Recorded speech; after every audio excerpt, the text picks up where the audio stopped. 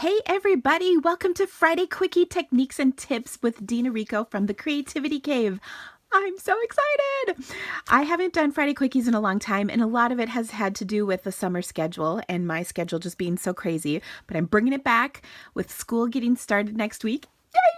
I am so excited to share with you some really fun projects and techniques, and today is one of a more recent favorite of mine, actually. I did this card I think it was in a Facebook Live, gosh, several months ago. It was probably early this spring, maybe even over the winter. I can't even remember. That's how that's how long ago it was.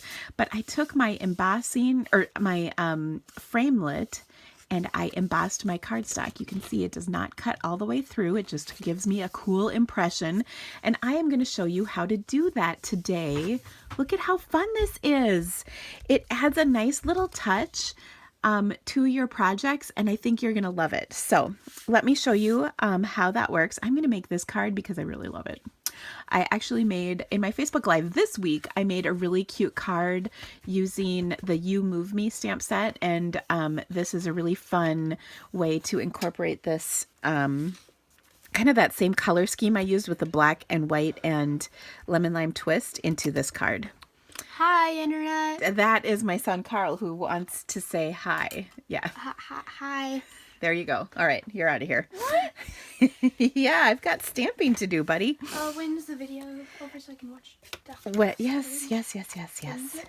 As soon as I'm done filming, stop asking questions or it's going to take longer. He's in my office today and we're watching a movie, but I told him we had to pause the movie so I could shoot this video. All right, guys.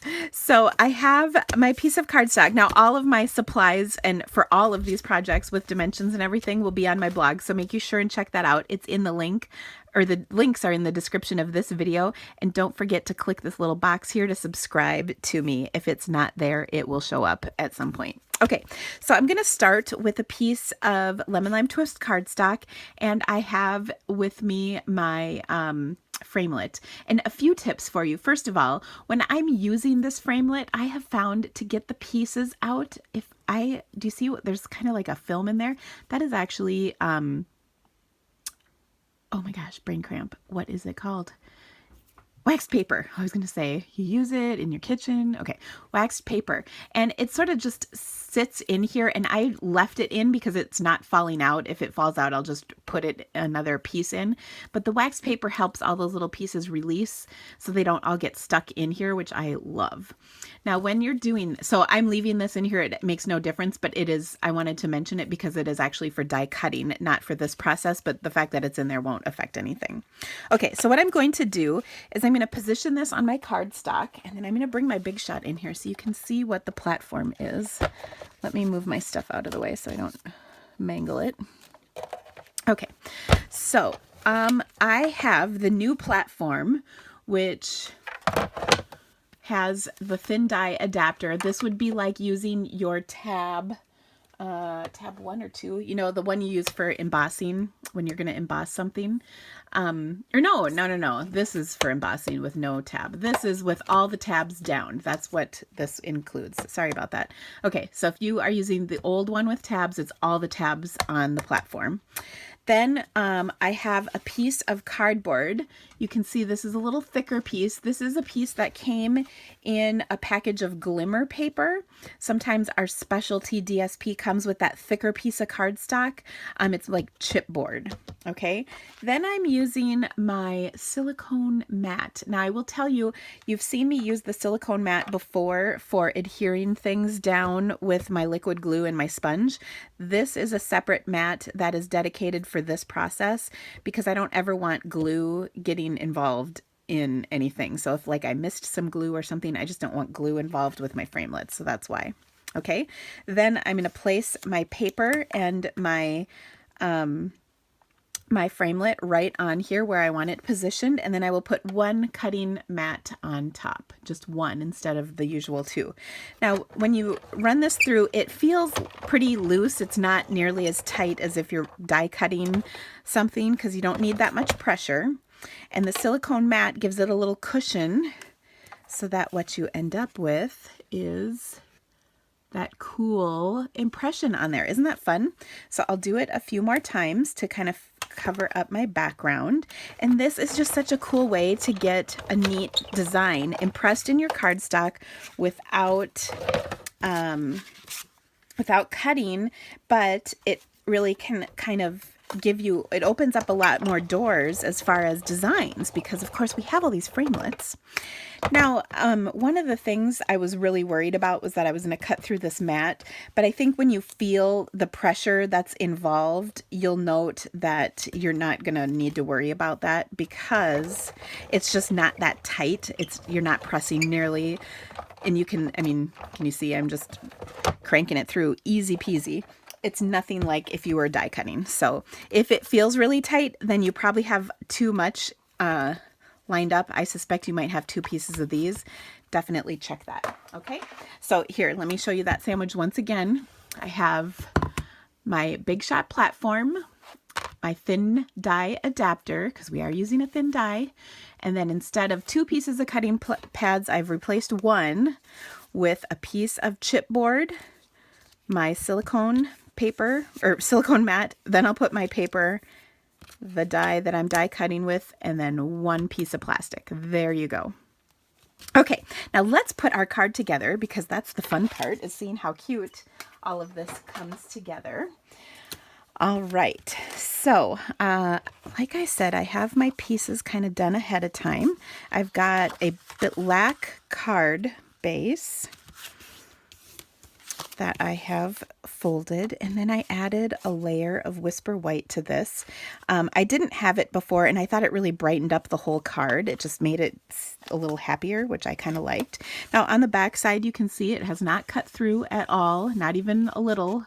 There's no tears or anything like that. It's completely embossed, dented, not cut. So very cool. All right, so I've attached those 2 layers together, and then I will go, actually I'm going to wait for a second, because I'm going to stamp my sentiment. Now my words are from the Happy Birthday Gorgeous, which you, as you probably know, is one of my favorites. I use the Happy Birthday Thinlit all the time. So I'm going to stamp It's Your Day in black ink, and then I'll take my triple banner punch and just punch the end of this. Here we go. And then I'm going to adhere it to my cardstock panel like, well, actually I'm going to wait for a second. Hold on. Kidding. I'm just going to set that right there so it doesn't stick. I am going to do a little spritzing, because you know spritzing is the best. So I'm going to spritz my design here like that. And then that way it didn't get all over my sentiment. I just kept my sentiment clean, because why not? Okay, but the reason I waited to attach this to my cardstock panel is, besides the fact that I totally just smudged it, was because I like to use my cardstock as a guide for trimming it to the right length. So there you go. Okay, so now we're going to adhere this to our card base. You could pop it up too. You know, I like popping things up. And actually, it's a little weird. There's nothing popped up on this card, but don't judge. It's okay. All right, then I'm going to curve my dragonfly wings just a little, because you know I like that too. And I'm just going to put a little adhesive under the body part, because I want those wings, like I said, to curve up a bit. So very, very cute and easy. Now to jazz up the inside, because of course we have to do that, I'm just going to take some lemon lime ink, lemon lime twist ink, and one of the little flowers from my Happy Birthday Gorgeous. And I'll stamp those 3 times.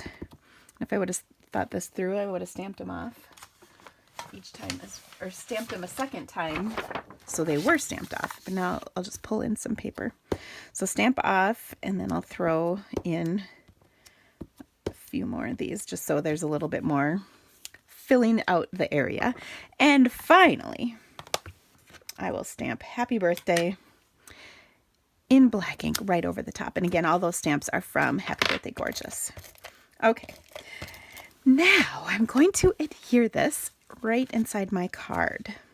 So I think this is just so cute, and it's just a nice, easy way to add a little bit more texture to your cards without without much fuss, and it gives you just a lot more options as far as designs, because obviously this is not an embossing folder, and it lays flatter, it adheres better than if you were to emboss stuff like this, because it's really intricate too. Another design I did on this card is with the new, I want to say it's Happy Home, but Home Life, sorry. And what's interesting about this card is when I was stamping it, I loved the look of it, and it all came together so great. The stamps are 3 separate images, which are awesome. But then when I put the framelit around here and embossed it, it really made the card pop. It was really kind of cool. So I loved that look that I was able to achieve with this technique. And then on here, I just think this is adorable. I had made this card but didn't have anything in the background, and I thought, oh, it needs something fun, and I wanted to do an embossing folder to go with it, but I didn't really have anything that was kind of tripping my trigger, I guess. I could have done like polka dots or something, but I thought, oh, that's perfect for this technique. So I just did a bunch of the different pieces in the framelits. And of course, you know, in this framelit set, there are tons of pieces. In fact, I have them all right here. I was really, and I'll show you this. I don't know if you guys ever kind of debate over things. Look at all those different pieces that come in this set of framelits. I love that. I was debating what color scheme to use for this, and I still can't decide which one I like better. I had done quite a few combinations, I'm not even going to lie, but isn't that fun? And of course, the sparkles add to it. I think it's so cute. So anyway, I hope that you guys loved these projects. Again, check out all the details on my blogs. And of course, it would be so awesome if you needed to order anything, if you would order through my online store, because it helps support me bringing these awesome projects to you each and every week. Thank you so much for joining me today. I hope you guys can get some time to stamp this weekend. Have a blast, and thank you so much for your support. We'll see you again soon, guys. Bye.